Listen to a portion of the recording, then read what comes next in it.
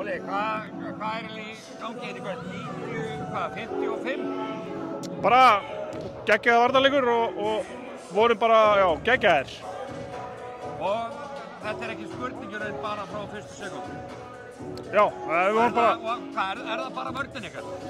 Já, við vorum bara mjög fasti fyrir og fæsluna voru bara geggjaðir í vörðinni. Sóknarlega vorum við að hreyfa boltann og... Og það ekki líka alltaf þannig þegar vörðin er góð, þá komu auðvitað... Jú, alltaf þannig. Það helst alltaf í hendur, það ekki ný spekki. Jú, en við vorum bara, vorum ekki sátti með varnarleikin okkar á móti káringunum. Vorum full flatir allan leikin eiginlega. En annars, bara mjög ánægður með hvernig við spilum vörðina og komum út í leikin í dag. Bara vorum á fullu allan tíman. Ef þú reynir að skýra út fyrir svona búðingi eins og mér, af hverju eru þau svona miklu betri varnarlega núna en í fyrra? Við vorum alveg góðir í vörð í fyrra, við bara stundum gleymdu því. Þannig að ég veit ekki, þetta er bara, við erum bara einhvern veginn að treysta hvort öðrum og...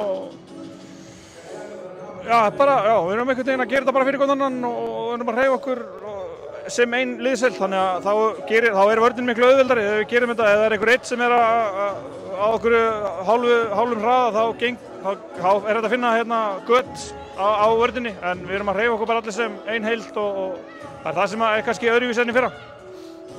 Og þetta er náttúrulega mjög lítið liðið á tímabilið, þetta var 50 leikurinn, en þið lítið alveg gríðarlega vel út af þeim.